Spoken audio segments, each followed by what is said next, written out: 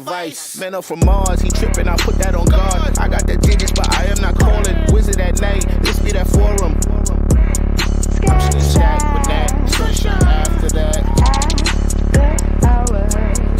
Still stacked with that. Sunshine after that. So yeah, you know, I had a conversation with her, but it's like the signals is always crossed. I mean, like, I say yes, cause she asked me to say yes. And then she's like, I didn't want you to say yes. I wanted you to understood that a yes was required to answer the question. I was like, what?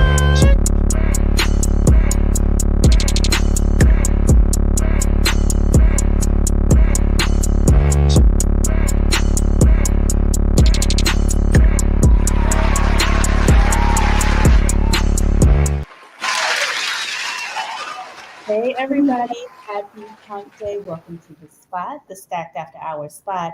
I am your host, Natalie Cosby, and welcome to the show for grown folks talk. Woo! Today we have been in this self-preservation, me really focusing on body health, wealth, and wellness has always been my thing. And so we wanted to talk a little bit about body image in the journey, especially with the whole weight loss craze that's going on with Ozempic and all the weight loss drugs, and how that affects our community, how it affects us, especially at a certain age, and the whole journey around weight and image and how it affects our relationships.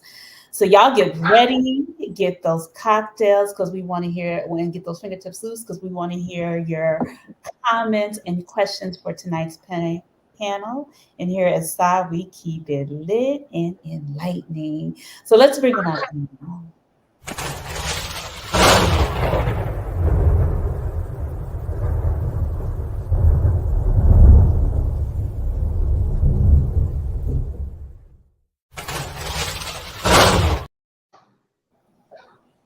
Hi, panel. I feel like we have the panel of experts, like people who are users and experts, people who are nutritionists and life coaches.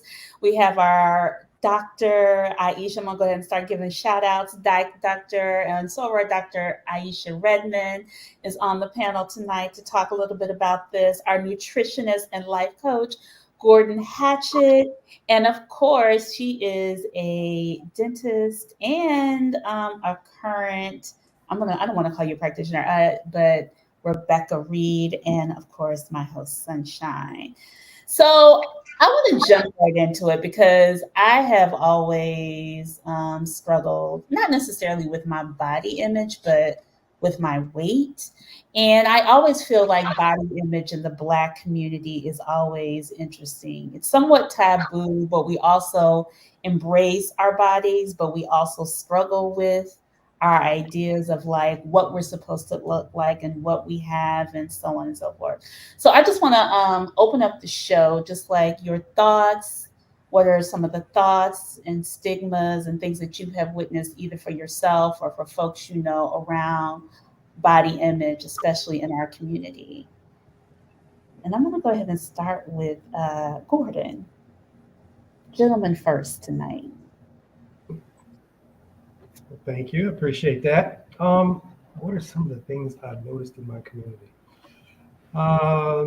Most of my clients come from my personal community. That is my community of family, friends, We can barely hear you. students. Hold on. You know what? During the intro, I turned the sound down because it was really loud. So let me put it back up and see what happens. Is that any better? It is. Thank you. Okay. Now I'm going deaf, but that's fine. I'm almost deaf anyway. Just kidding. Yeah, the struggle is definitely real.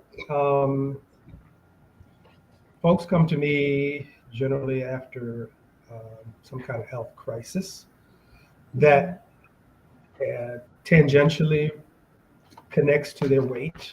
So, for example, fibroids, surgery, lap band, etc.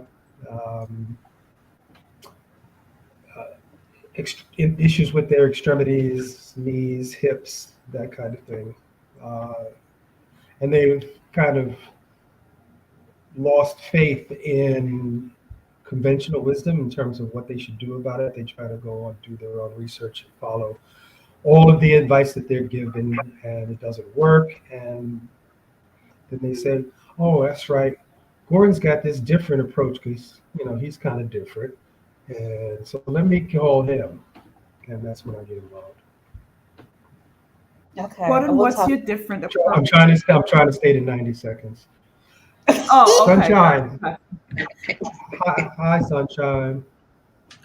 Hi. Hi. So Gordon, we'll get into like why they come to you. But Rebecca, I know you have been on your own journey and you're pretty fit. Like what is your own self-perception of body image, and what have you seen just throughout your particular community and circle around it? Well, it's been interesting because I didn't really like announce it to anybody, but as I was like, for instance, as I was teaching the Zumba class once a week, and it was funny because after a couple of weeks, people were like, "Oh, like what's obviously we can see there's you're different. What's going on? What are you doing?" And then I would say something and talk about it. So I don't know. It's just been interesting. I just was at an event this past weekend, and it was some people that I hadn't seen since last summer. People were coming up to me, and they were like, "Oh, well, at our age, we have to ask if somebody if just was different. Are you okay?" I'm like, "I'm great." I said, "I'm great. I'm fine. Get you a little Wegovy girl, you'd be all right." So it's been interesting. People's I don't know, people's reaction. It's some it hasn't really been too negative. I mean, the biggest negative thing is that people will say is, "Oh, what are you going to do when you're not on it? You're going to gain the weight back if you're not on it." And I'm just So, like, so Rebecca, I want you to rewind a little bit. So what was I know we're talking about you being on Ozempic now, but what was your image of yourself before you even got on it? Like, how did you see yourself before? well, the thing was, I just noticed over time that I had gained. I'm 62. Okay, so just noticed over time I was gaining weight. Right. I decided that I was going to start working out more because I wanted to do a 10K run. And I just felt that here I was, in like January, and trying to eat right, get my, the 10,000 steps in every day. And the scale just didn't seem like it was moving. Got it. That was just really an issue. And I was like, this is ridiculous, because I don't, I'm cutting back, cutting down. And it just seemed like it's just like a snail's pace. It was coming down. And I knew, like, for instance, I tore my Achilles 2 years ago. I was like, yeah, I know that weight was probably part, something obviously that contributed to that. So that's really how it kind of started. So I was like, it wasn't like, oh, I was like really down on myself. I was just like, okay, I don't understand why I can't get this scale to move. I have time now. I have resources. I should be able to get it to move. And it just wasn't moving. Okay. All right. Anthea, what about you? Just your own, just your whatever you felt like the stigmas that you probably witnessed, or things that you felt about your body, and just how it was perceived in your community.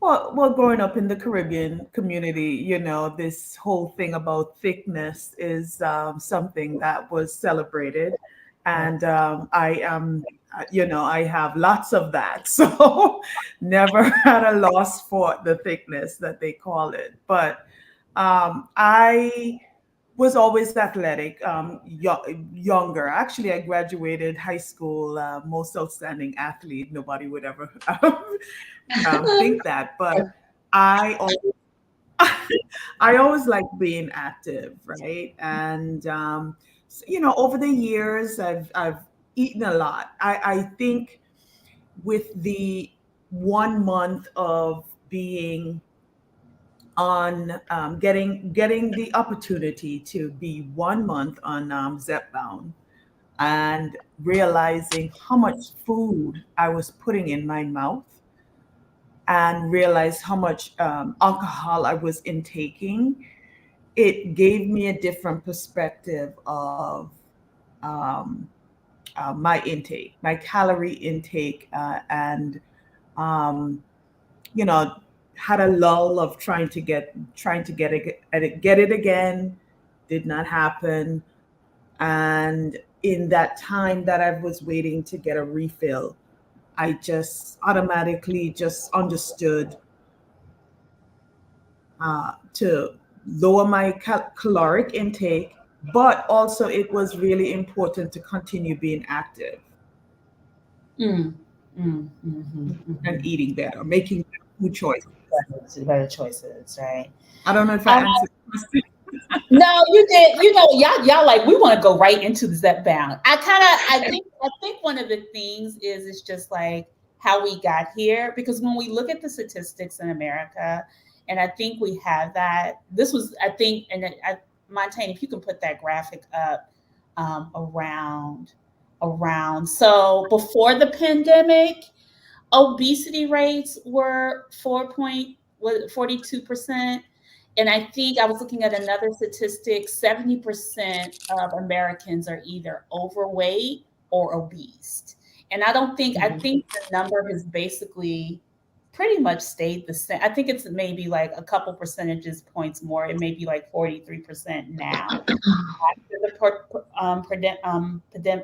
pandemic. But I want to like, I'm just curious, like, as especially at a black After as a the black. pandemic, Say that again, Anthea. I would imagine after the pandemic, with everybody being home and eating, is probably like skyrocketed. It definitely skyrocketed, I'm sure. But I feel like there's something with when I think of my own story around body image and so on and so forth. I always feel like, as especially Black people and Black women, there is this. We are very body positive outwardly, but I feel like internally we are dying. Not dying, but we're not, even though we may not look our Not age, being honest.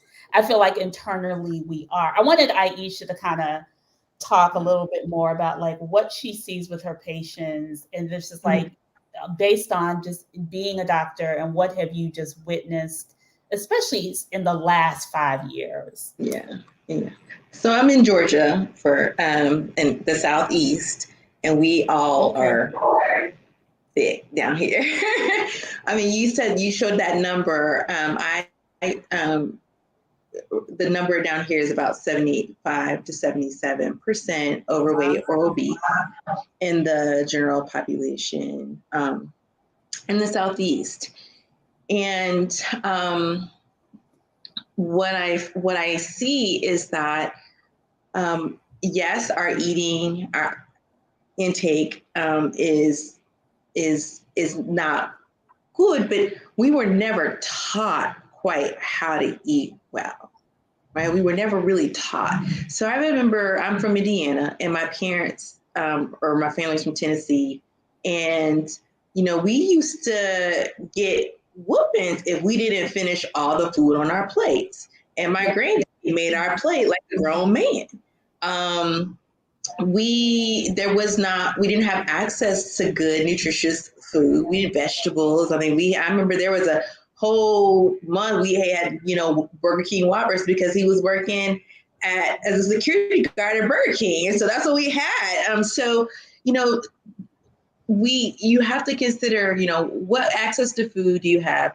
And were you ever taught how to eat properly, how to portion control, how to eat the vegetables? And you can read all you want, but if you were not brought up like that, that's not what your palate is like. And so it's really hard for people to change. And the only way that they're going to reverse this is those lifestyle changes. Medicine helps, gives you a little boost, but it's the lifestyle changes. So that's what we're seeing. And so all day long, I preach every day because I'm a gynecologist. And the first thing they come in is like, my weight. And anything gynecological first is my weight. And so that we have those conversations over and over again. Mm-hmm. So, because I know y'all want to go there, you said something, Aisha, you said something, you was like, the medicine helps, but is it, I remember, and I was telling Anthea this, I was like, I got on it last year for like a couple of months, and my doctor told me, and this is a cardiologist because I suffer from high blood pressure, which is probably stress and weight related. But I wondered, he was just like, now, this is something you may have to do for the rest of your life. And I was like, wait, what? He was just like, it's a medicine. He's like, obesity. Oh, and obesity just became deemed a disease in 2013. Right. And it truly is a disease. It truly is a disease. It's not something that you can will. I mean, you can try to will it better, but we have to treat it like a chronic disease. And even if you do all the things and lose all the weight, you will always have a predisposition for obesity, and you always have to manage and fight it. I'm actually glad you said that.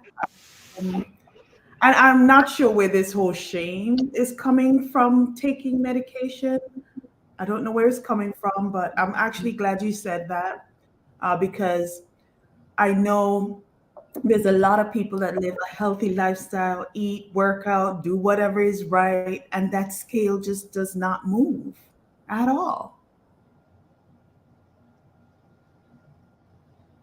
Aisha, I think you're on mute. Sorry. Nice call. I think she's still on mute. I'll come back. I don't know what's going on with the sound tonight. No, I agree. The funny thing is, it's just like, I wonder why it took to 2020 or 2013 for it to be deemed a disease and not other things like so on and so. Because I feel like food is addicting. It is our chemistry. Everybody's chemistry is different. So for those folks who, Gordon, you're a nutritionist. Aisha, you're a doctor. Can you guys just talk about that a little bit of the tag of making obesity a disease and what brought that about? Yeah. So I think, I will say personally as a physician, we think, oh, just work out. Like, just go to the gym. Like, just stop putting food in your mouth. And then we realized that there was truly a metabolic change that was happening in people's bodies. Insulin resistance, you may have heard that trigger word, that was prohibiting people from improving or making changes in their weight. And so once we identified the metabolic disorder, or I don't want to say identified, we owned it. We owned it. Then we considered it a disease. Also, obesity is responsible for many other chronic diseases. And so it deserved to be given what they call like a code, like a disease code.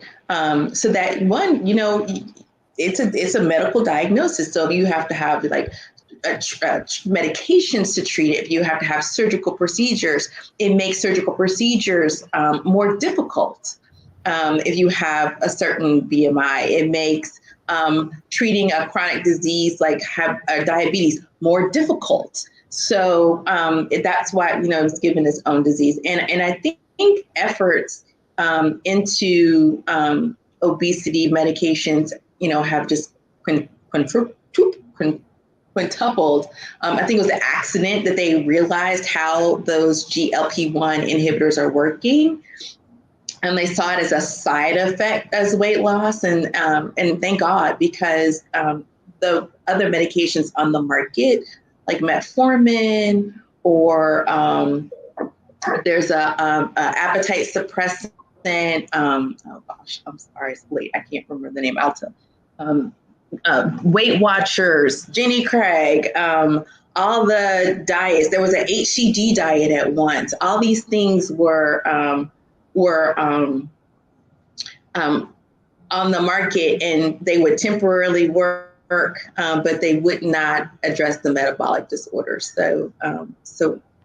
Yes, it got its own diagnosis, and thankfully, and I think it's getting a lot of attention. I think that it's a part of the conversation of most wellness visits is your weight, and it's not to shame you.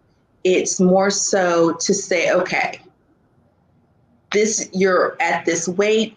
I need to really pay attention to your hypertension risk. I really need to pay attention to your diabetes risk. I need to pay attention to your knees. I need to pay attention to, are you going to fall? I need to pay attention to, are you going to have a stroke or heart disease? And so it's really important. I don't want people to have like a stigma that they have this label of obesity, but it just really means that this is something that we have to actively manage for you. So I want to bring in Gordon, because I know you have a little bit of a different perspective of why we are obese as a nutritionist and a life coach, and just your perspective as versus the medical perspective, which thank you, Aisha, what you really share, which I think is really key, because I think people don't understand like how obesity is tagged to other illnesses that we just kind of be like, oh, I can take a pill for this, and it may be the root of the problem. But Gordon, just to get your thoughts as a nutritionist, and I want to call you a little bit of a wellness coach, but a life coach around food. Okay.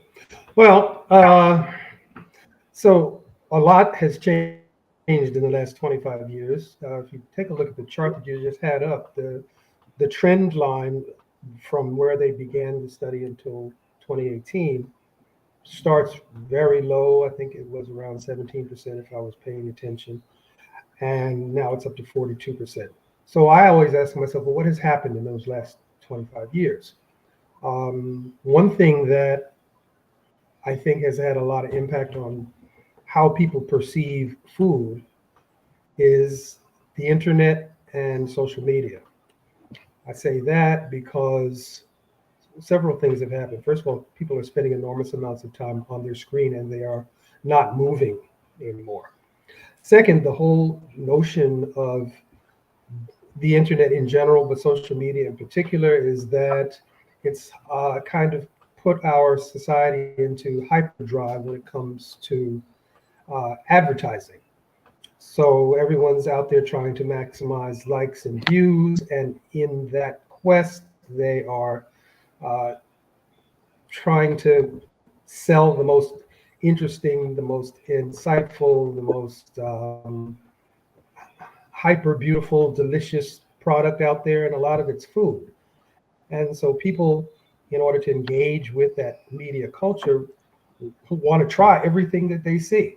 And then they want to share everything that they see with their friend groups. And so food has gone from being something that we consume to survive and nourish ourselves to something that we kind of look at as almost like art. And it's kind of been boiled down to, well, what does it taste like and what's the texture? And that's the only conversation that surrounds food anymore. So if the obesity rates were that low in 1999, 2000, and prior, something larger has had to change. You know, when the allopathic medical community says that it's a disease, that means that they now have to, as Aisha said, have a treatment regimen and a maintenance regimen, and it usually involves some kind of medication. And from my perspective, that's like, okay, so now we're going to monetize your medical outcome by creating a treatment regimen that's going to allow us to monetize the drugs. And a lot of that is done by the drug companies. I think Sunshine said something that struck me as very interesting. She said, I wasn't aware of how much I was consuming. And I think that the fact that we're so overwhelmed with advertising about food and, you know, entire websites and YouTube channels devoted to eating and eating in different places, and everyone online sharing what restaurant they're in and what they're eating and what they're drinking, that we stop thinking. We simply stop thinking about, what am I doing? uh, it never comes up. And then the advertising of pharmaceuticals that began, well, not that long ago. I mean, maybe it was longer than I think, but that kind of gives us this, well, my out's going to be a medicine, so I can do what I want. You only live once, living my best life, rather than saying, well, this is something I actually have control over if I'm aware of it, and if I think about it, and if I can get good information about what I actually should be doing. So And then, yes. I So, think because they always say I feel like there's kind of two sides of the coins. I think there's the people, I call them the naturalists, the people who feel like you could just work out and you eat right and you're conscious and you're thoughtful.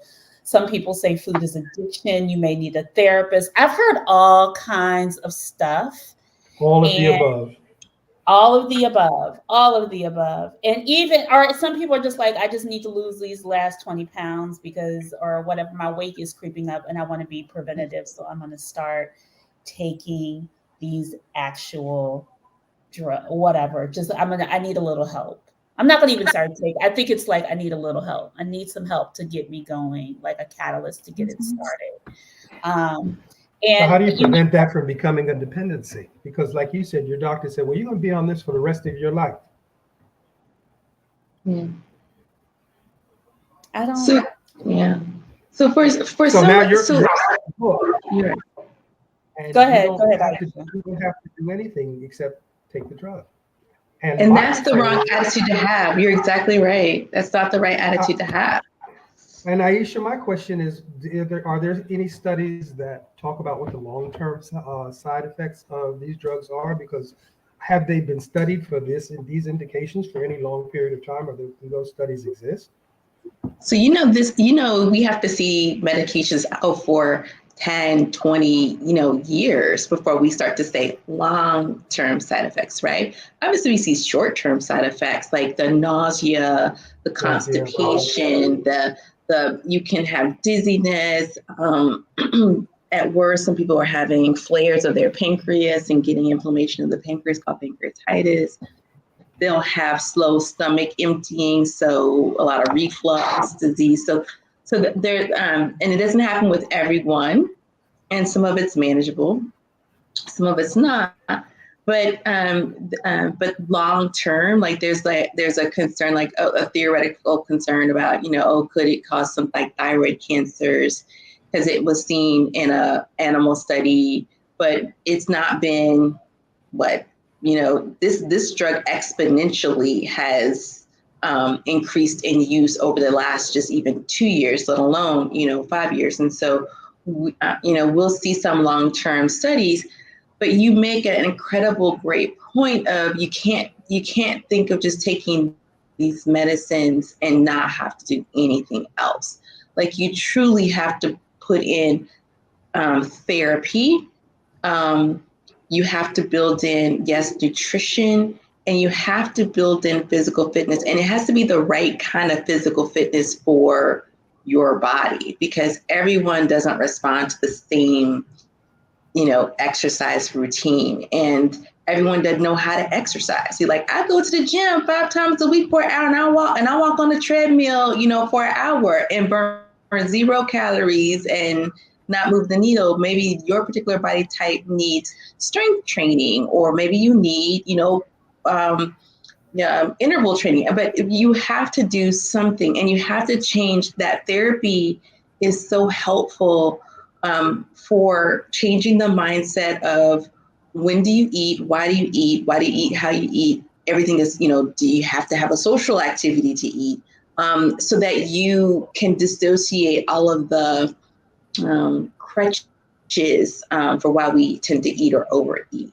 Some of us aren't out here just like hiding in our closets with buckets of ice cream. We're not doing that. We're so we're not doing. So a lot of us aren't doing that. But what we are doing is, I had a messed up long day, and I deserve something good, right? So I'm gonna go ahead and I'm gonna have my like bourbon. I'm gonna have my like Cosmopolitan. I'm gonna meet my girls, and we're gonna have some apps, and and we're gonna chill out. And at the end of the night, we probably like had 3 drinks and tons of apps and a dessert, and that was probably our whole food intake. That was probably not nutritious for the next 2 days.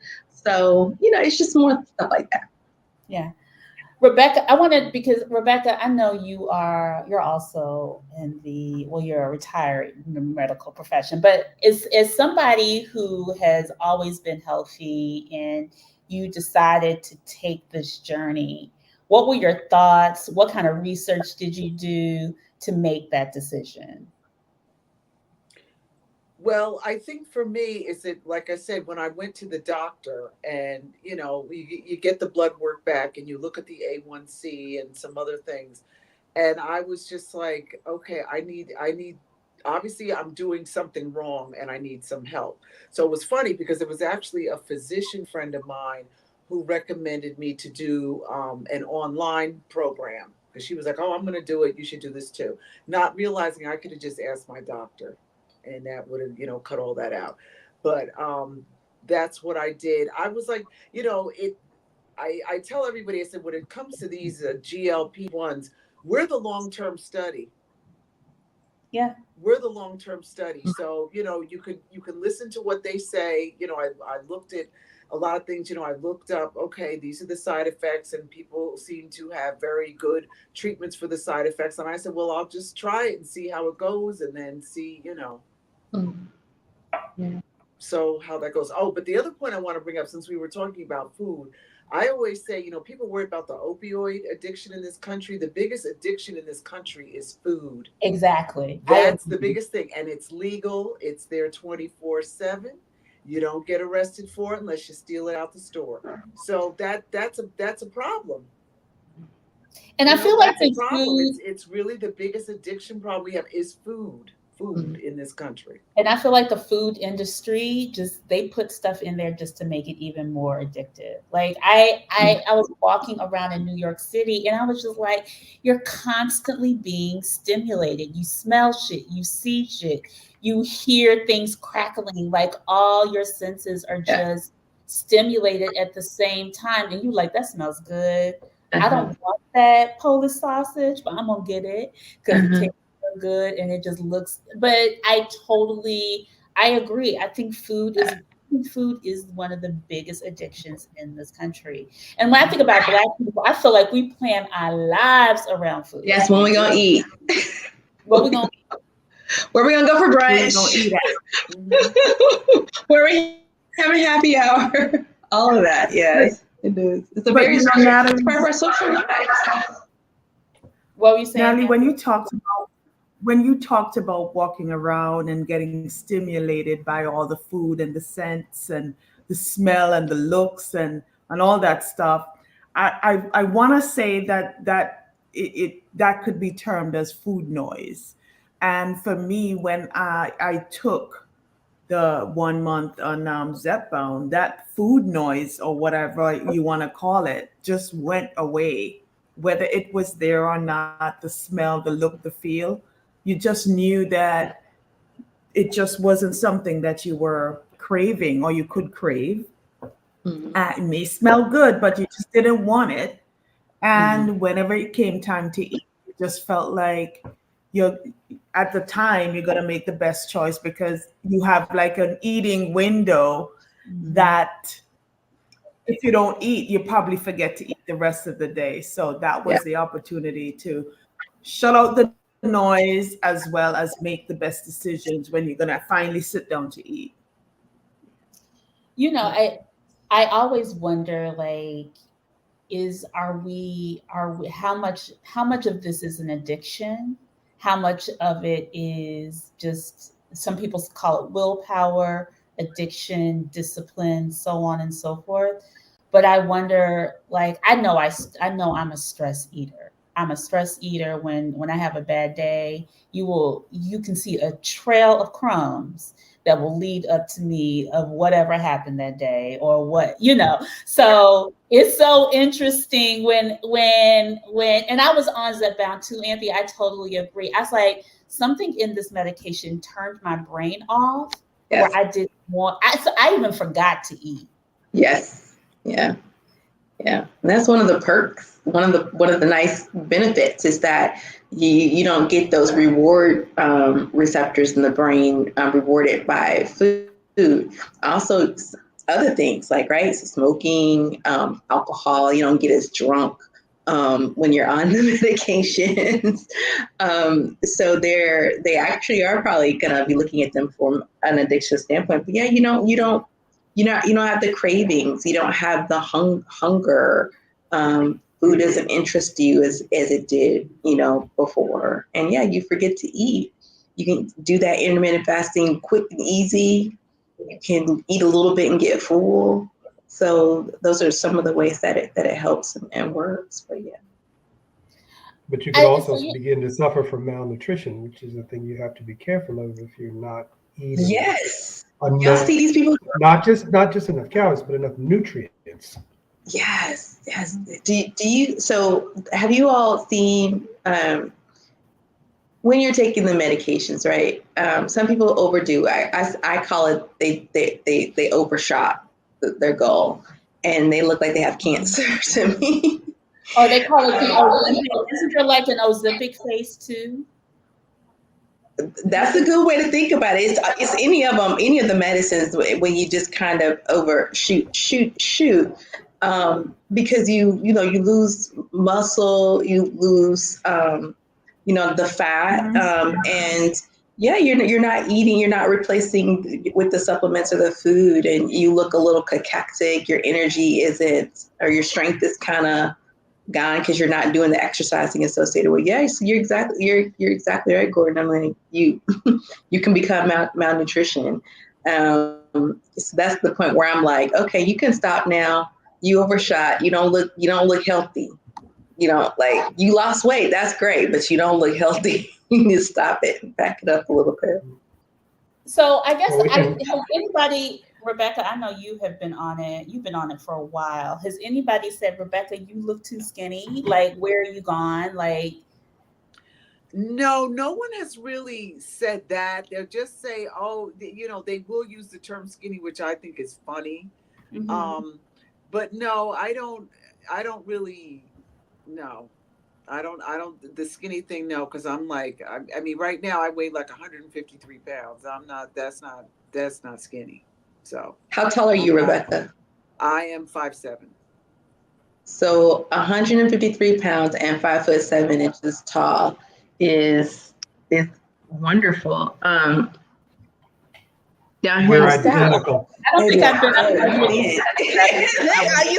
they would call you skinny down here in the South.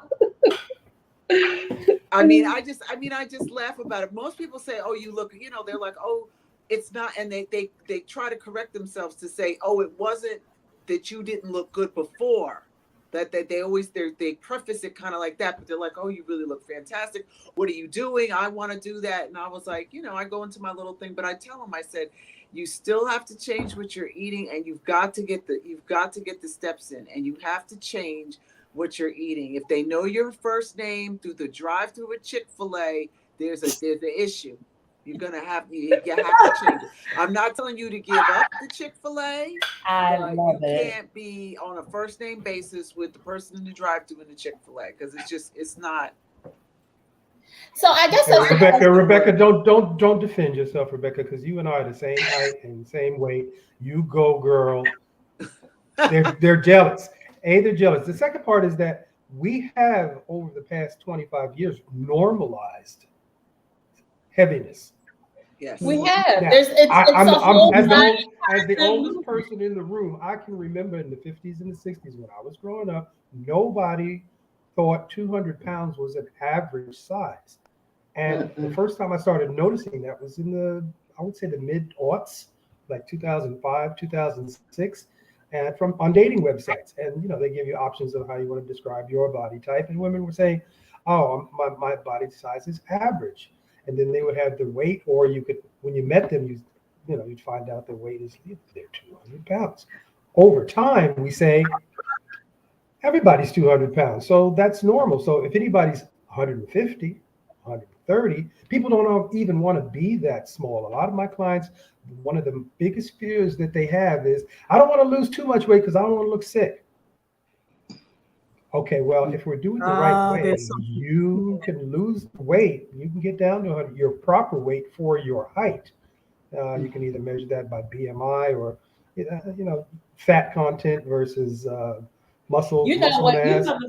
You know the funny thing And I always hear, Gordon, about BMI, that it's racist mhm. because Black people are actually bigger biologically than the standard BMI that's out there. Have you heard that?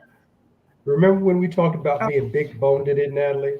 Yes, because I'm big boned, Gordon. We had that conversation, and we did some measurements on a body composition monitor and found that our bone mass was normal for our height.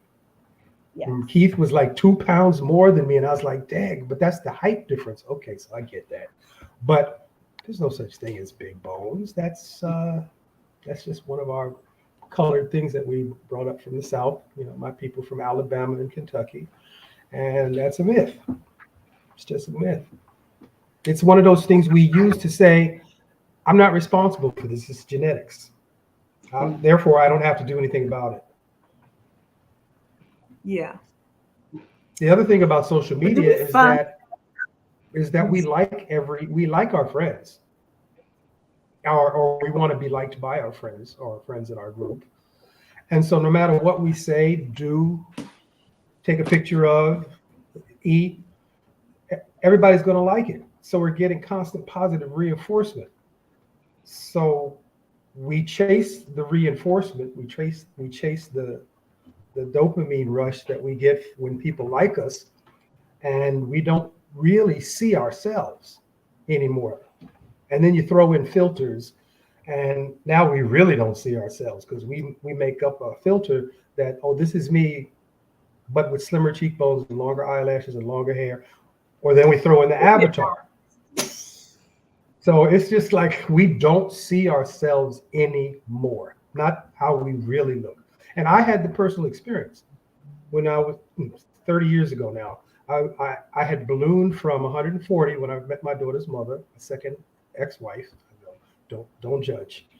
And within, I want to say 10 years, I had ballooned to 190 pounds.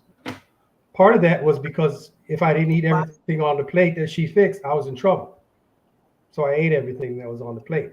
But I never saw myself. The addition of the weight was so gradual that even though I saw myself in the mirror every morning getting dressed for work, I never actually saw myself until one day my brother-in-law took a video of me on the beach in Acapulco. And we looked at the videos when I got home, and I said, who is that black whale on the beach? It was me. Oh, Gordon. That's the truth. And that's when I started my journey, because I had no idea I'd gotten that big.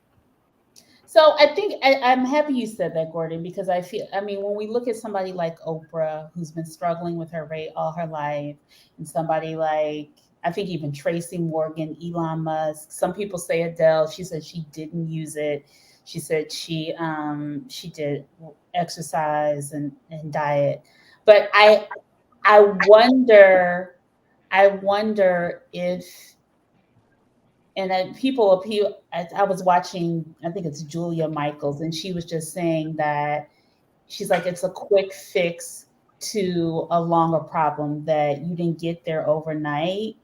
And it's something as Anthea and even Rebecca said, you have to change your lifestyle no matter what it is. Just like when you take high blood pressure medication, you got to change your lifestyle. Like it's just not the medication.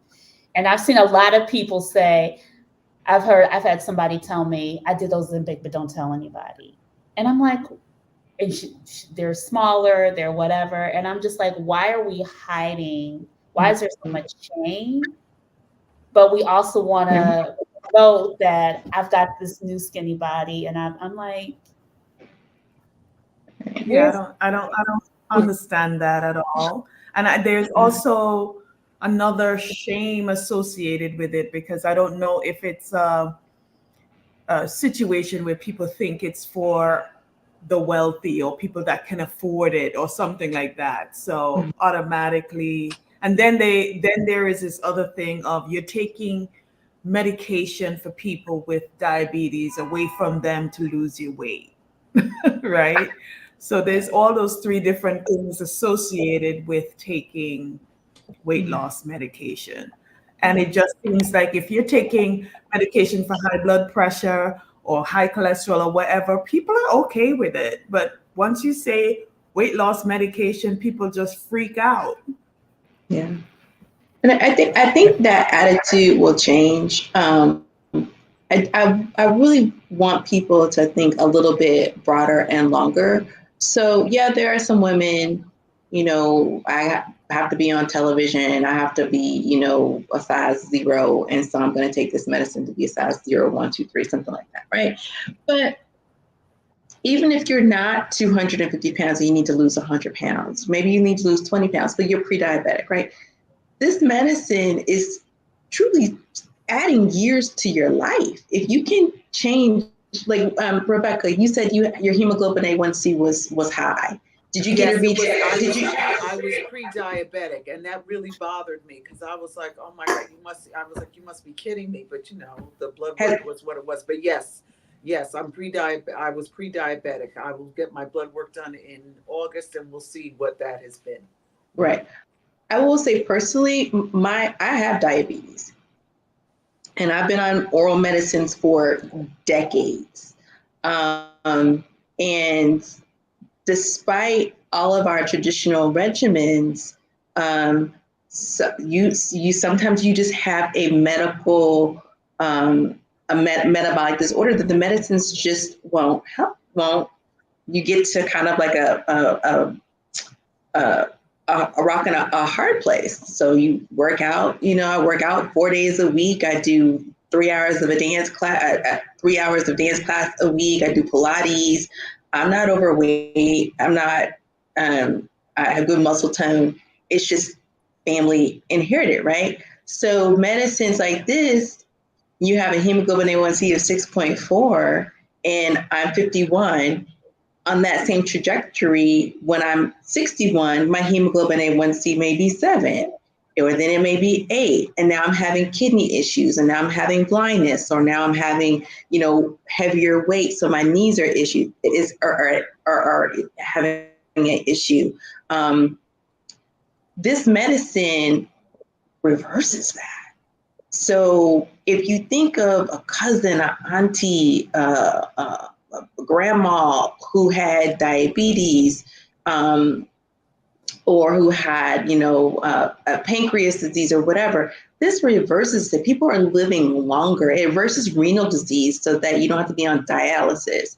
So don't be ashamed if you feel like this medicine is going to benefit you health-wise. I mean, yes, I don't think that you need to be a size 0 because maybe that's a little vain.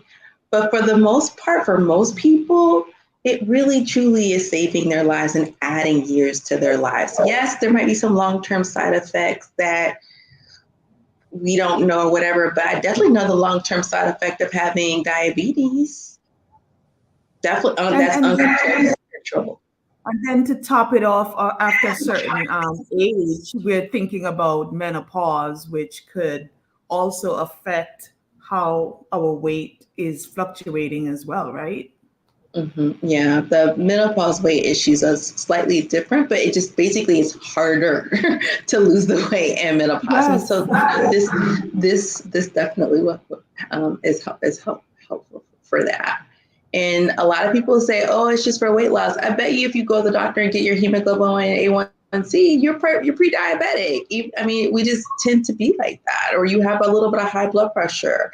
Or you have some cholesterol issues going on. So this medicine, can be helpful. And again, I'm not saying everyone go out and get it. I'm just saying lifestyle, diet, if those things are not working and you are at a loss, have the conversation with your provider. Yep. I think the other thing. And I don't prescribe it personally, so because I'm a gynecologist. No, go ahead. What were you going to say, Andrew? Me, no, I wasn't saying anything. Okay, oh, I'm sorry. Okay. So I always people are always like, how does this impact just our overall body image? Like, I think when I look at it, when I think about Oprah and the demand of it and all of those things, and I think everybody's just like, when Oprah does it, it has to be right. When somebody does it, it must be such and such. And I know we say that it's not accessible to everybody because of the cost right now. Like, I think from what I see, even like from my insurance, I know I would have to pay a little bit more. I just don't have like a $50 copay to it because based on my diagnosis, I think I just have high blood pressure. But I wonder, like, for Black folks who cannot afford it, like, what are some alternatives that they can do to kind of help if they don't have access to this? Because I think the thing is because of this demand, it's expensive. Is it not? It's a high demand drug. Like, it's $1,000. expensive. It's $1,000. Yes. That's not the normal, that's not for a middle income A person. month. Wait. Not from a high So income. I just want to interject on two issues. Is that okay? We have enough time? Yep. Okay, so throughout this discussion, what I'm noticing is that people are talking a lot about what they think other people think about them. We're secretive about the drugs we take. We're worried about what other people are going to say when we tell them that we're on the drugs, so don't tell anybody. Again, that goes back to self-esteem. That whole thought process of, what do I think my friends think about me? Because you don't really know. You only can go by what they say, or you just can't tell what they feel. But we're not asking ourselves, what do we feel about ourselves? And the only person that gets to judge us is us. And I think if we focus on that, and that's probably the job of a therapist, which is probably a lot cheaper than $1,000 per session. We get to begin to talk about why do I worry so much? And again, I think social media has a lot to do with it, but why do I worry so much about what other people think about me? Why don't I worry about what I think about me? And then that'll allow me to make decisions that are best for myself. And I can kind of cut other people out of that equation.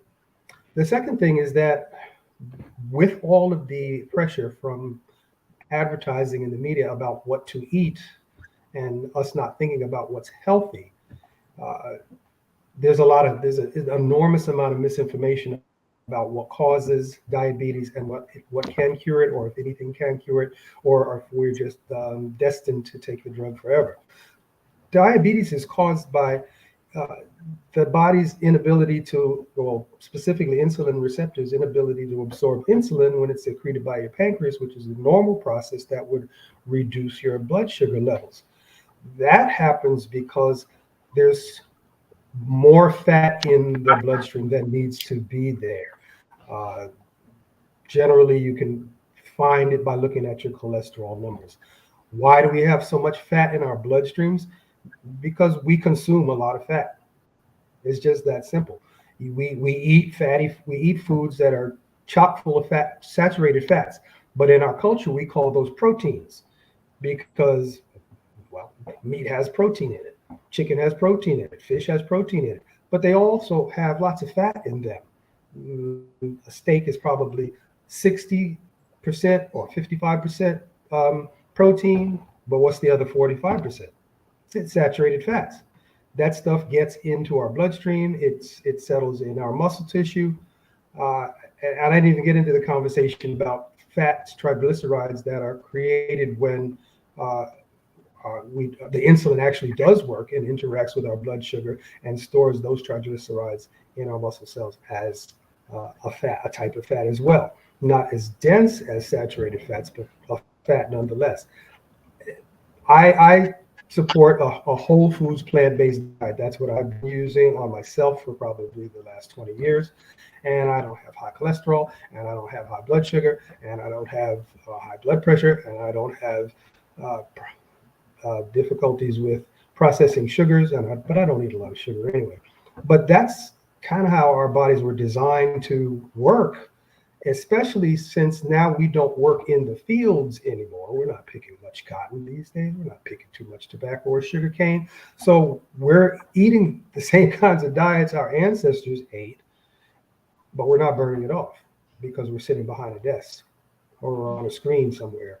And we're not moving, and so it just builds up and builds up and builds up, and now your insulin receptors are saying, well, like I can't find So the Gordon, insulin. but what if somebody does come to you and be like, Gordon, hold on, Gordon, I want to hire you as a nutritionist. I have been, this is my diet, so on and so forth. The scale is not moving. I'm changing it up. I'm doing intervals. I'm doing strength training. And the scale is, I feel better, but the scale is just not moving. Like, what do you say to, and I'm thinking about doing these weight loss drugs. What would you tell your clients? Usually they come to me after they've already been using the weight loss drugs. But to answer the question more specifically,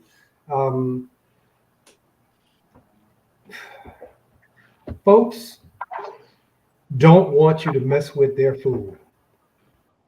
So two things. Number one, I don't work with anybody that doesn't come to me. I don't promote my business, and I don't try to, get customers through referrals. You come to me, then we can talk frankly. Our first conversation is about, what does food mean to you? Why do you eat what you eat when you eat it? How much of it is cultural? How much of it is social? Do you go to brunch every other day? Do you go to happy hour after work every day?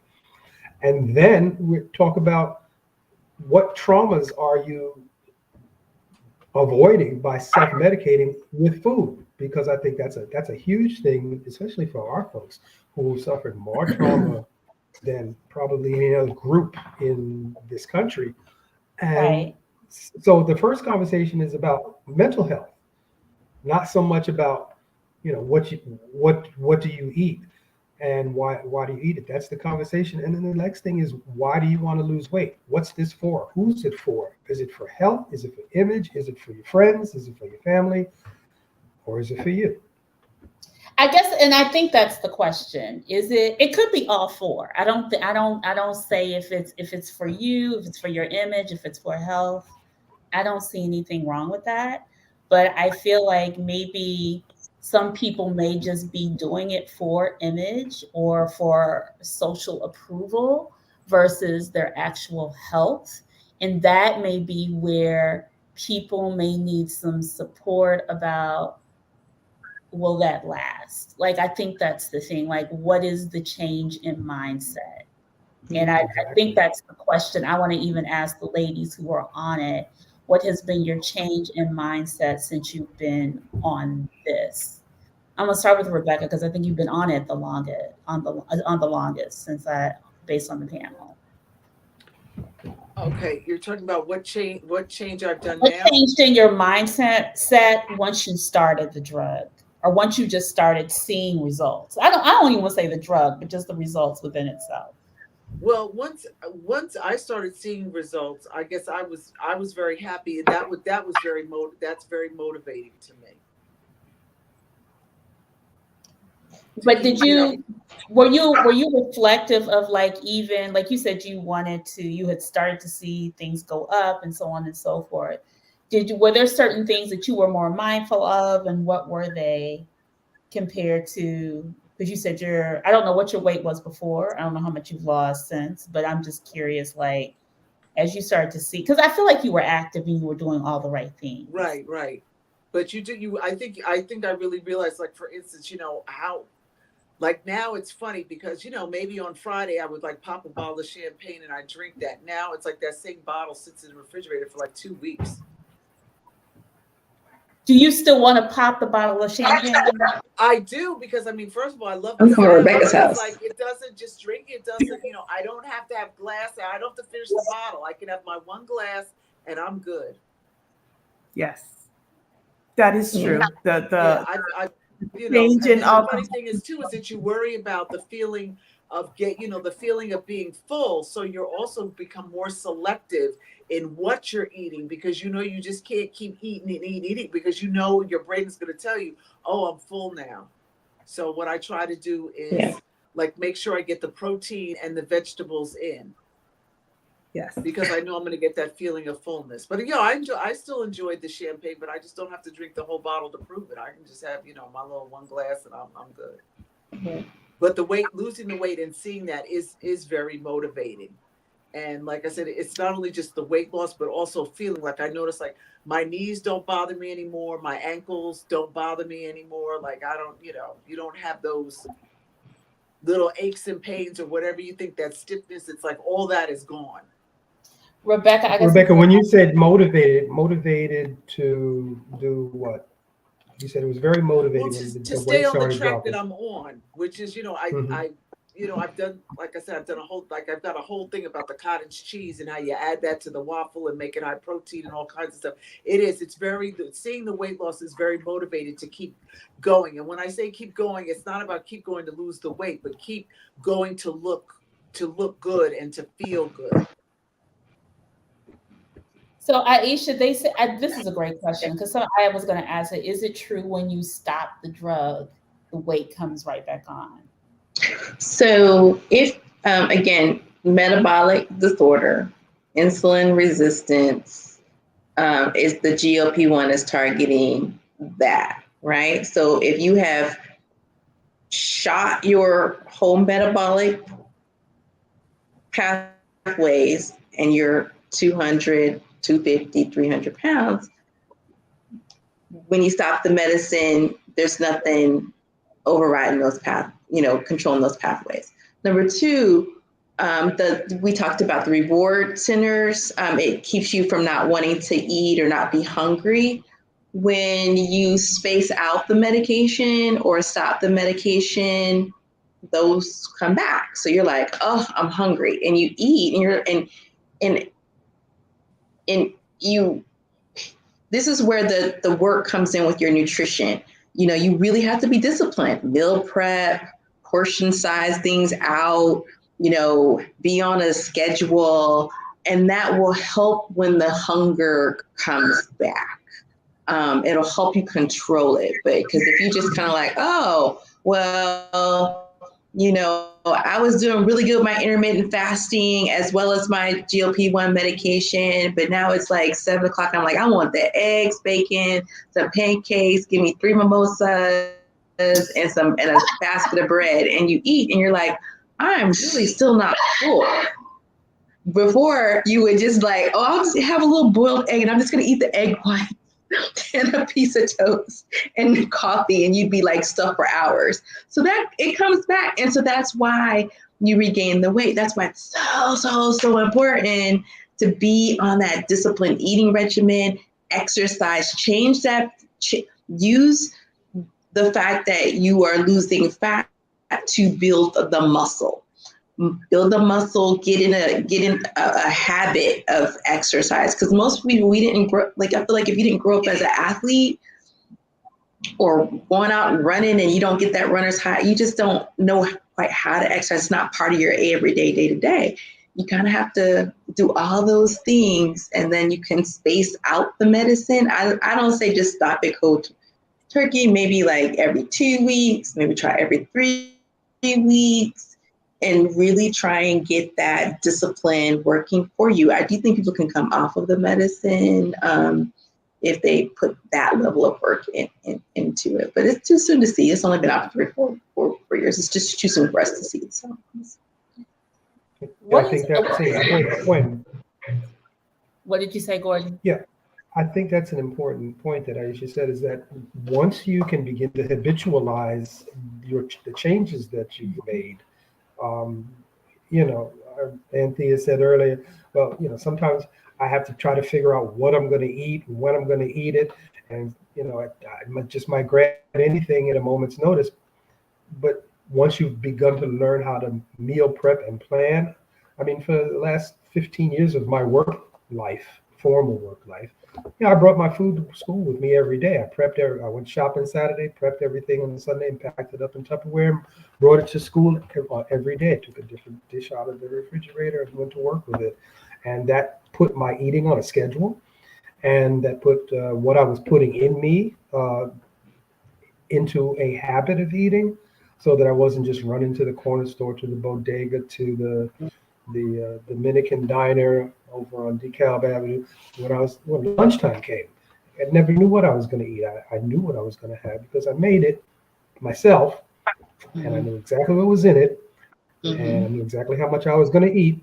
And once you can learn those habits, and the food gets put in perspective, like it's not just something I run and do on an urge, then I think you can begin to back off of the weight loss drugs with the help of your doctor, like a controlled weaning, and then you don't necessarily have to be on it for the rest of your life. So I want to, because I think the thing is, it's just like body image and Black women and just how, and Black people in general, just like how has losing the weight or being on this thing just impact your own self-image, like how you see yourself now in this. And I don't want to call it new body because you could have been 157 before, Rebecca or Anthea, as you start to see certain things that are starting to sculpt, and maybe you start to see how do you what is your body image as you start to go through this, and what was your body image before? Like, how did you see yourself before and your body now that you're redefining your container? I'm gonna call your body a container. Well, I wouldn't call it a new body for me because I feel like when I look in the mirror, I still see the same body that I had before. Mhm. Outside noise is saying, "Oh, Anthony, you look like you lost weight." But for me, for some reason, when I look in the mirror, I still see the same body that's before. And it's not until like this weekend I went into TJ Maxx. I should not be in there. And I just picked up some shorts and I was like, oh my God, they fit. I thought they would be too small. But I tried them on and I said, oh my God, they fit. So I must have lost some weight, but maybe I didn't. But when I look in the mirror, I still see my old body.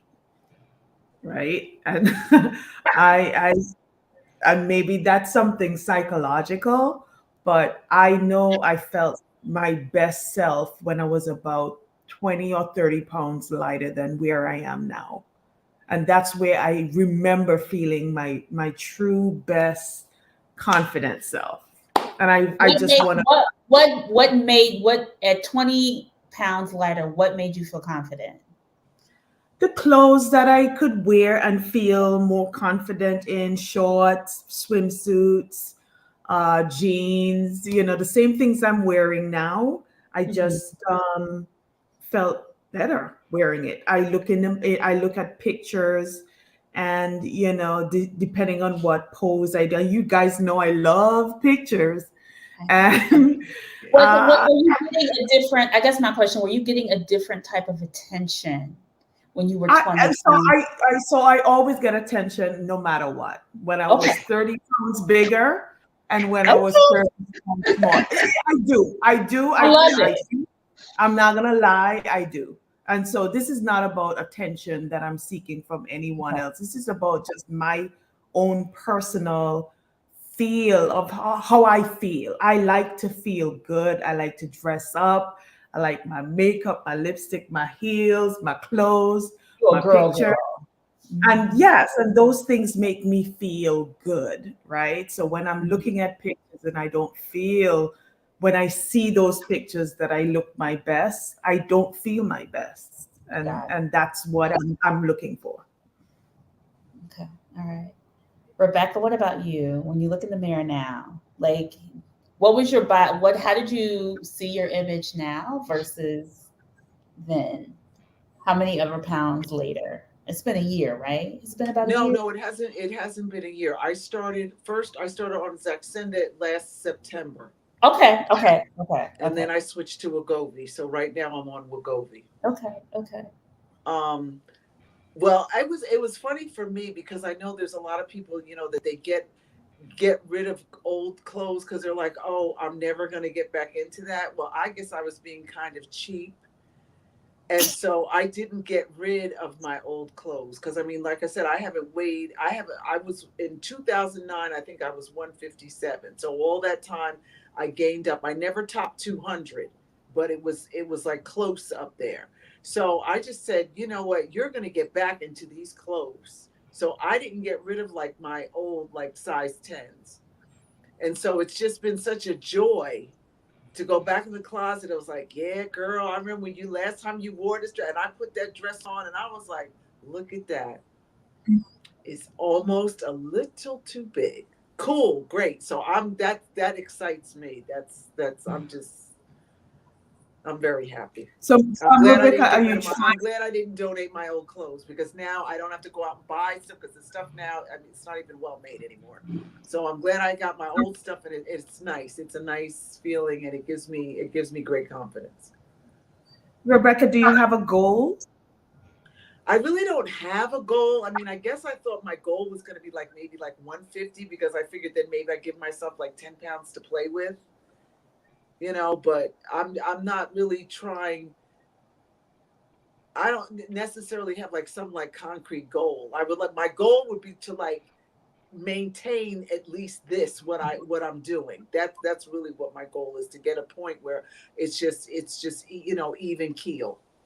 But I don't like have some like magic number like, oh, I was getting down, because it was interesting because as I was losing weight and I would check my BMI, it was weird because I don't know who they made that BMI scale from, but even like at 160, I said that earlier.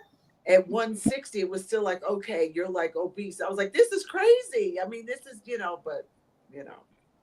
So I think sometimes after a while, you just got to get rid of the scale and go on. Right. Do you feel like you have more energy? I do, even though I will say the past 2 days, I guess I ate dinner and I knocked out on the couch, but maybe that's because I got a lot of steps in that day. But yes, for the most part, yes, I always felt like I had energy, not like overexertion, not like if you were on like the phentermine before in the old days. That's the mess up. You would get, and you're all jittery, but it's like, okay, I can, I'm getting through this and I'm not winded. Oh, I don't have to sit down, so it's for me, it's been good. I've had minimal side effects on it. I guess I was, I read about the lady on, the TikTok that had to go to the hospital and probably get rooted out because she ate 2 slices of pizza and all kind of stuff. So you drink the water, you make sure you have your fiber, and you just, it's good. I guess, Gordon, my question is just like, at this age, a lot of people are 40. What is an ideal diet, and how much should we actually be? I know it varies. Aisha, you can answer this too. Like, what should we actually be consuming in an ideal world? Because when I looked at America, it's like 66% of us are overweight compared to the rest of the world. Like the percentage that's in the world is like 37%. And I'm like, what? Well, yes, that is in America, but I didn't pull that stat. I didn't pull that graphic. But I was thinking to myself, like, what is the ideal way? Because somebody was just like, I didn't do the shot, but they started writing it down to a nutritionist and they thought they were eating well, but the nutritionist was just like, your diet is terrible. So I always was like, what is an ideal diet that people can maintain? Like, is it calories? Is it just getting your fiber in and your greens, or what?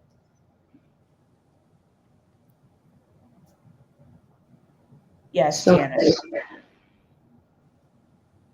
Gordon's talking. He's on mute.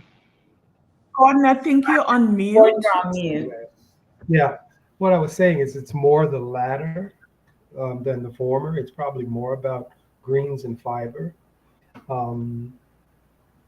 Because our guts have brain cells in them, if that makes any sense to you. There are sensors that send signals to our brain that tell us we know we're full. It's not based on volume of what we've eaten. It's based on nutrient density. It's based on whether or not we have enough of the amino acids and the vitamins and the essential fatty acids in our gut, and then it says, oh, okay, I'm fine now. I'm not hungry anymore. A lot of times our diets, the standard American diet, the SAD diet, is made up of empty calories. And the reason why people constantly are feeling hungry and therefore want to eat more and more is because they're not getting any nutrients in what they eat. There's virtually no nutrients in starchy vegetables. There's virtually no, other than macronutrients, there are no micronutrients or phytonutrients in meats. All that stuff is in stuff that grows out of the ground. All that stuff's in vegetables. If we started eating a vegetable heavy plate, I'm not saying you can't eat meat, but if we reversed the proportion of what we eat, meat versus plants, and instead of eating 80% meat and dairy, and if I'm not going to even say 20% plants, but most people probably eat about 5% green plants and 15% grain-based plants. But if we could reverse that around and eat 80% vegetables and 20% meat, or 85% vegetables and 20% animal-based product, I think a lot of that would turn around. Think about what your average plate looks like. It's a huge hunk of meat, whether it's a steak, a fish, a chicken, quarter chicken, half chicken, whole chicken, and then maybe a little sprinkle of vegetables as a garnish on the side, and then a whole lot of potatoes, a whole lot of starchy vegetables, which also turns into glucose, which also turns into a type of fat. Right. So we're eating 95% fat and 85% vegetables. And if you look at people's plates at a restaurant after they finish their meals, they just left the vegetables on the plate, wholesale. They didn't even touch it. So they just ate everything else. It's a garnish. Gordon, is there ever a time you've ever fallen off the rails and just said, you know what, one day I'm just going to cheat? Do you have cheat days? Sure. Okay. Absolutely. I mean, this has been a process. I started my journey in 1993 after seeing that video on the beach in Acapulco. It took me probably 6 or 7 years to lose 15 pounds. And then I plateaued. And then I had to look at all the things that I had learned about food and the myths, and look at my plate. And my plate was still a huge piece of salmon, a third of a plate to a half of a plate of brown rice, which I thought was perfectly healthy. I didn't know it turned into glucose and stored as fat. I just said, oh, that's healthy food. And maybe, 15 or 20% some vegetables, which I did eat. I love broccoli. I ate my vegetables. My niece the other day said, when we were about 4 or 5, we used to cook steamed broccoli for us. And I was like, really? That sounds kind of weird, but they love Uncle Gordy, so I guess it's fine. But I had to really look at all that stuff. And when I dropped the brown rice, and I dropped the brown rice, and I cut the piece of salmon in half, which means that I probably went from 6 ounces I was eating a day to 3, then the needle started moving again. And probably, I want to say 7 to 8 years after that, I started going completely plant-based, like 95.5. And my body got down to the weight I'm at now. And unless I lift a lot of weights over a period of time, in which case I'll put on 5 or 6 or 7 or 8, maybe 10 pounds of muscle. But as soon as I stop lifting regularly, that usually brings me right back down to where I'm at now, which is about between 145 and 150. And I don't struggle with it. I don't think about the calories I eat. I eat a certain way. Do I go out with friends? And shoot, I live in New Orleans half the year. I'm having my oysters because there's nothing. Oh yeah, I am. But I'm not having them every day. I'm not even having them every week. But the servers at the oyster place that I go to, yes, they know me by name, but it's because I'm very friendly. And but I do go there twice a month, and I don't eat any oysters when I'm in New York. I'm in New York now because there's oysters in New York are not real oysters. Gordon, don't start. Continue. Go ahead. Finish up. What were you going to say? No. I'm just saying, they're I don't call them cheat days. I'm on my grind 95% of the time. So I scientifically, if I diverge from that normal plan, it's not going to do anything to me biologically. Your gut bacteria selects for the type of food that you eat. It takes a month of eating a certain way before your gut bacteria grows the type of bacteria that you want, which are the healthy ones for you.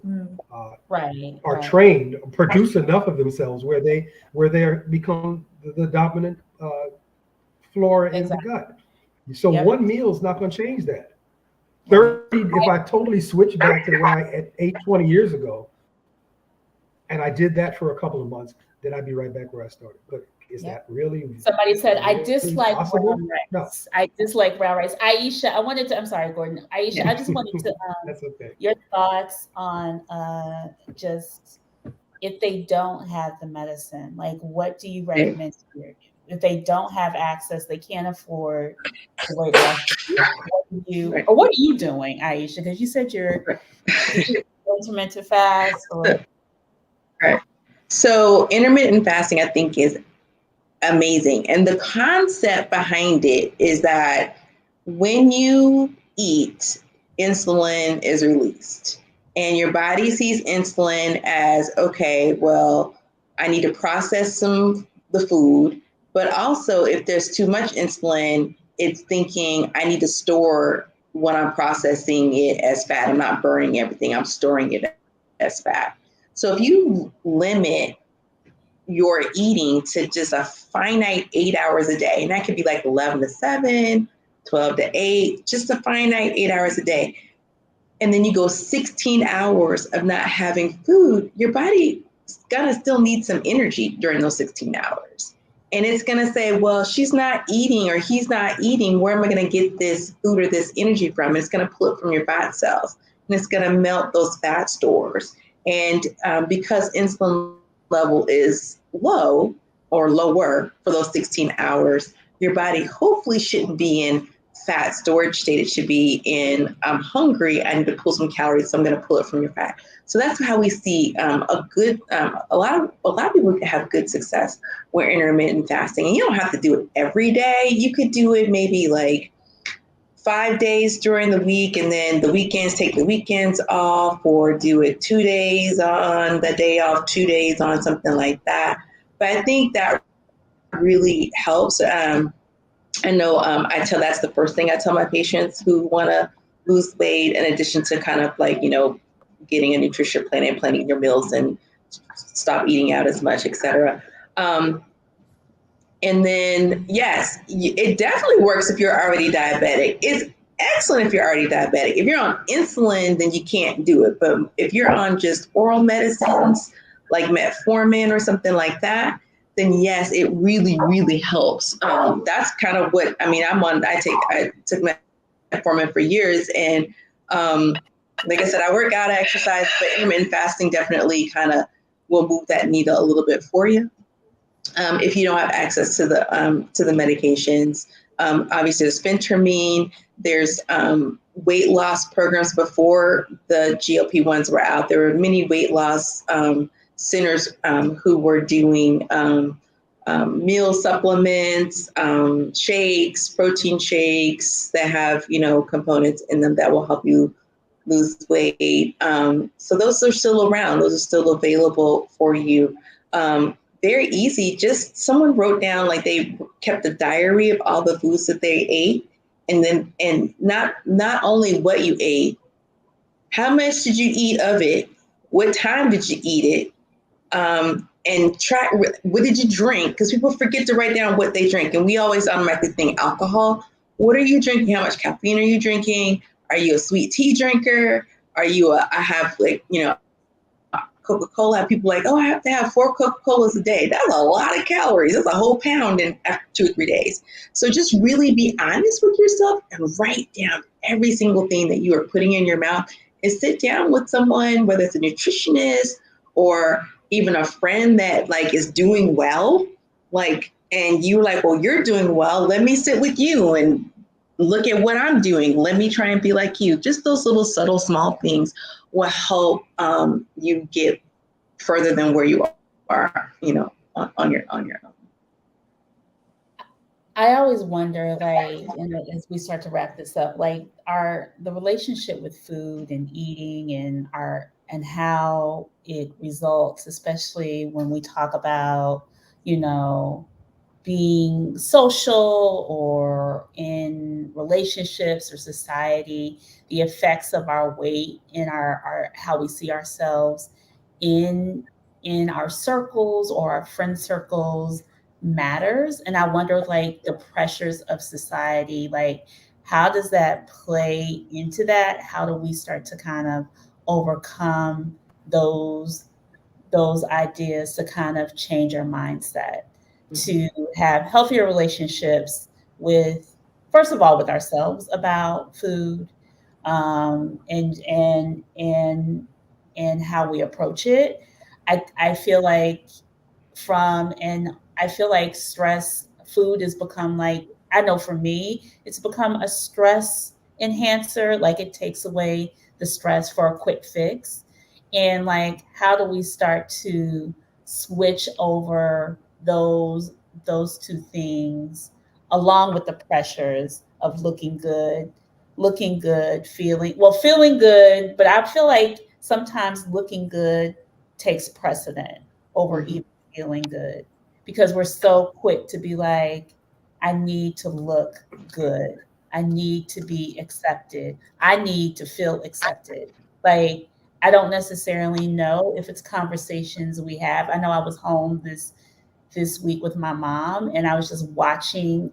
She always like, I eat well, and I was just like, no, you have a whole thing of M&Ms from Sam's, and you're going through them. So I'm like, and it makes her feel good at that moment, that sugar rush, but then she's crashing and she goes into depression and all those other things. So I'm just like, how do we start to really shift our mindset and our ideas around being heavy it's not bad or good, but it's unhealthy to a certain extent if it's affecting other things. And then how do we start to move the needle in our community? Like, what are some of the just things that come to mind when y'all think about your journey and other people's journey?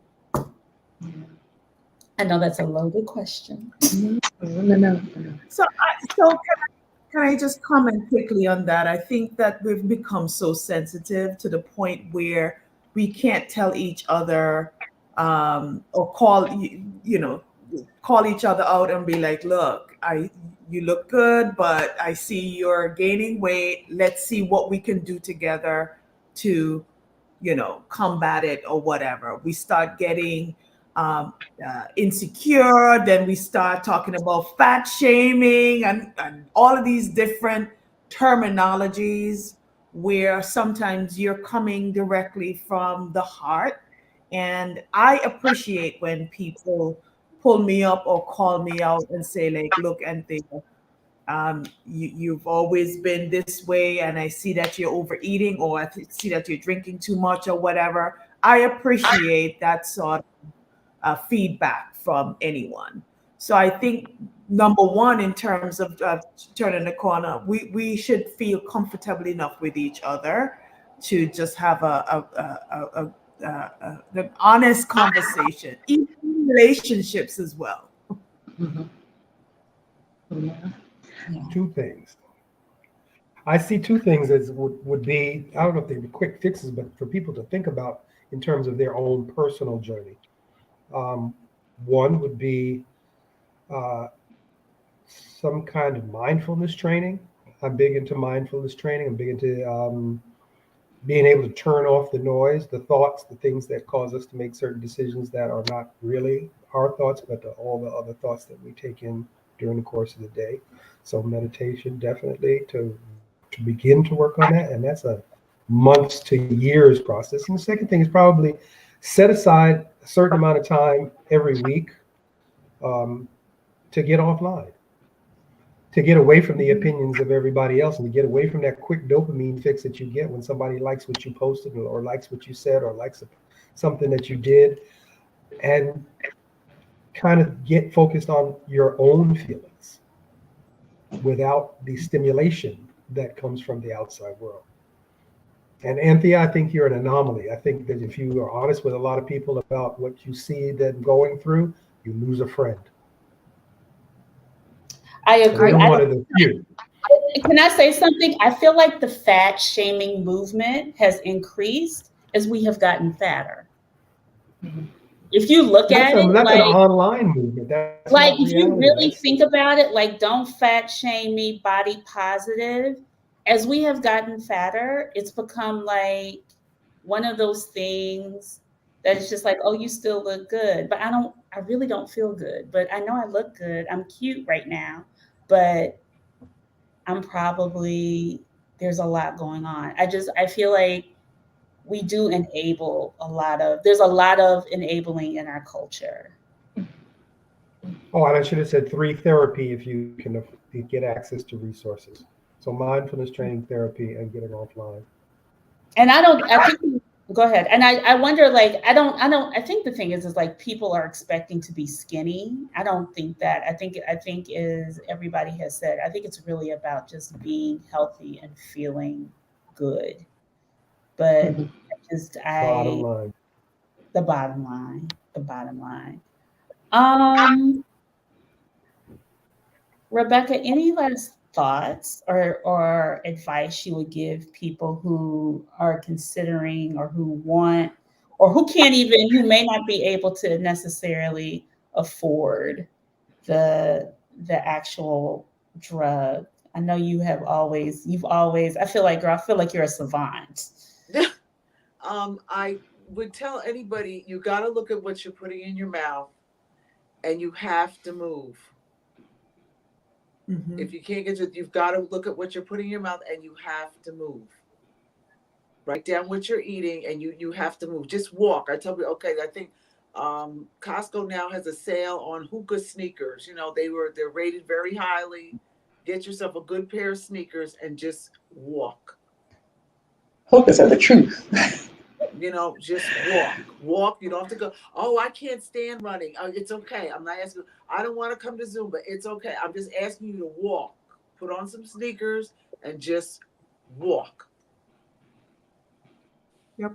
Just start and just walk and just, write down what you're eating. Look at what you're eating. That's a great way, to start. And there's, tried and true methods out there that people have lost tons of weight doing just that without GLP-1s, without whatever. But people have to be honest with what they're putting in their mouth and how they're moving their body. I think it's also really helpful if you link up with someone. I mean, you can't sometimes just do it on your own. So if you love yourself enough to trust someone, they don't have to be some super fitness person, but if they're doing better than, if you feel like they're doing things that you would aspire to do, like their eating is better than yours, or their physical activity is better than yours, or they know how to cook and you don't know how to cook.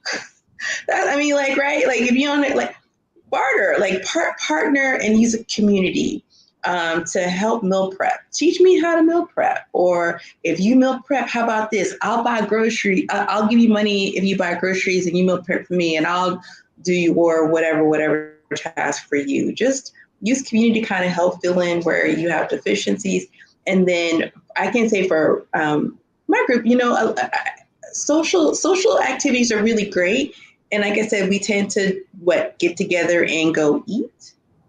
So maybe let's get together and like do Pilates class, or get together and do some kind of like yoga or arts and crafts, or something that's gonna de-stress us in other ways than us just, sitting around and gathering, like, keep us active, moving. Just rethink that. That was my 2024 promise to myself when I want to meet friends, and it's like, okay, let's do something active. Let's not just get together and just have dinner or have lunch or brunch. So I agree. I think it's lifestyle, mindfulness, and a community that definitely supports you and it gives you the truth.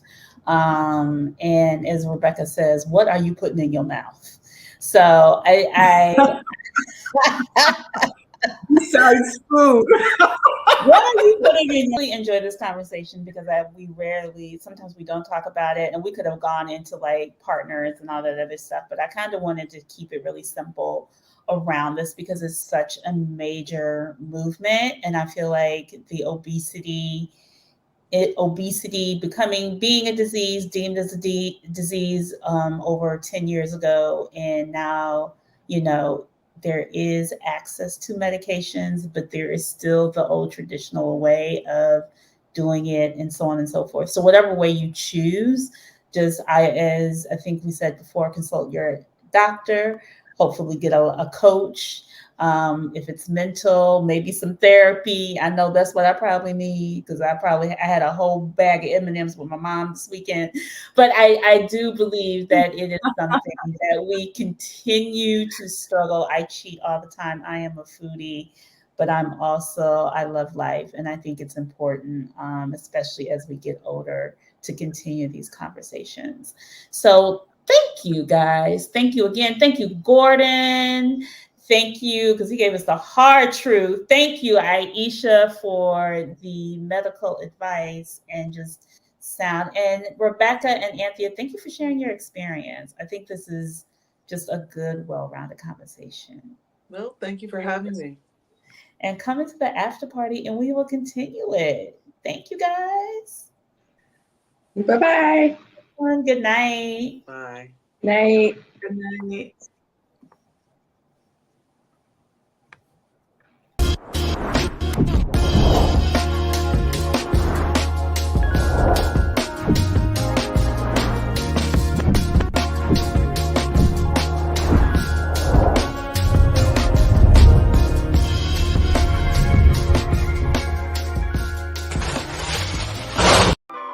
Join Stacked After Hours, The Spot,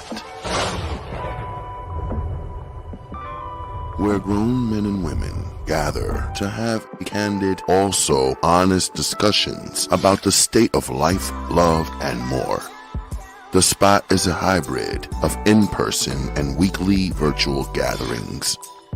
Join our Facebook group and answer our daily questions. Subscribe to our YouTube for our weekly live talk shows and join us on Zoom for our talk show after parties for lively conversations with other opinionated, grown and sexy professionals. Just search, like, follow, and subscribe to Stack After Hours on Facebook groups and YouTube. Also like and follow our brand pages at Be Stacked Wellness on Facebook and IG. So wherever you are, at home or abroad, pull out your laptop, tablet, or smartphone and join in the conversation with the members of Stacked After Hours, The Spot by Be Stacked Wellness. See you there.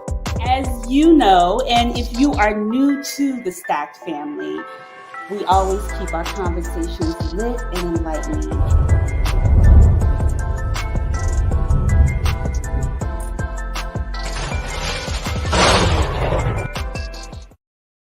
Actualized. I've been referenced in a South Park episode. I'm so scared. I'm gonna blind duet to it right now. There we go. I was telling you, Sheila, these new drugs are pretty amazing. I was feeling so ashamed of myself, watching Randy go out and exercise all the time and not eating as much. But I just don't have the same kind of willpower he has. Which of the drugs are you on, Sharon? Ozempic, Mounjaro?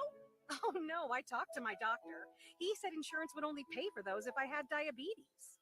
But if you can't afford them, then how are you managing your weight? Don't you know, Sheila? Now there's a whole new obesity drug for those of us who can't afford Ozempic and Mounjaro. I've controlled all my cravings to be thinner with Lizzo. It's Lizzo. FDA-approved Lizzo makes you feel good about your weight, and it costs 90% less than Ozempic. I've lowered my standards and my expectations. It's Lizzo. In case studies, 70% of patients on Lizzo no longer cared how much they weighed. I don't give two shits. It's Lizzo. Lizzo helps you eat everything you want and keep physical activity to a minimum. Some patients report constipation while listening to Lizzo. Stop listening to Lizzo if you experience suicidal thoughts. Serious side effects may include pancreatitis, hypothermia, Cut the fucking and album! out your ears. Are you living with concerns of obesity? Ask about the power of not giving a fuck with Lizzo. Period. That's crazy. I just feel like, damn, I'm really that bitch.